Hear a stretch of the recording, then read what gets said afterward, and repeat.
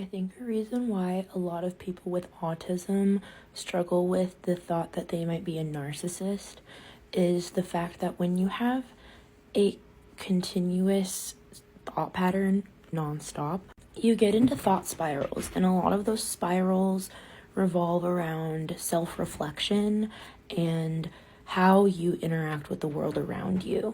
Because when you are autistic, you're constantly overanalyzing your actions and how people are perceiving you so that you can fit in, at least when you are masked. This is very different for people that did not grow up masking their autism. But when you spend so much time thinking about yourself, it really does affect your ability to empathize with other people. I really struggled with being able to empathize, but I was pegged as an extremely empathetic person because of how well I could mask. It wasn't authentic empathy. It was all performative empathy, but I thought that I was being empathetic. I thought empathy was supposed to be performative. And so when someone didn't like something about me or something that I did, I automatically became so defensive. Like, so defensive.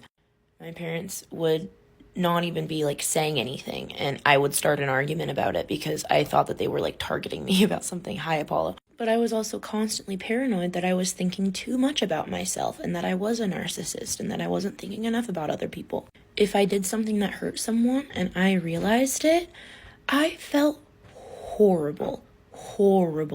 It wasn't until pandemic, after getting out of a really bad relationship, it was really toxic on both sides.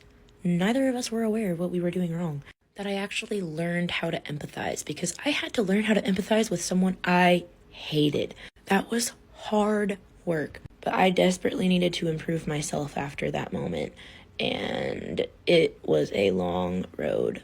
But now that I have empathy as a learned skill, I feel it in extremes. I cry all the time because when I see someone get hurt now, because I've learned this skill, I physically feel it, and it makes me sad. But it's also pushed me to get out of this constant inward spiral of constantly thinking about myself. Obviously, it's important to think about yourself and consider your feelings and your interactions with the world around you.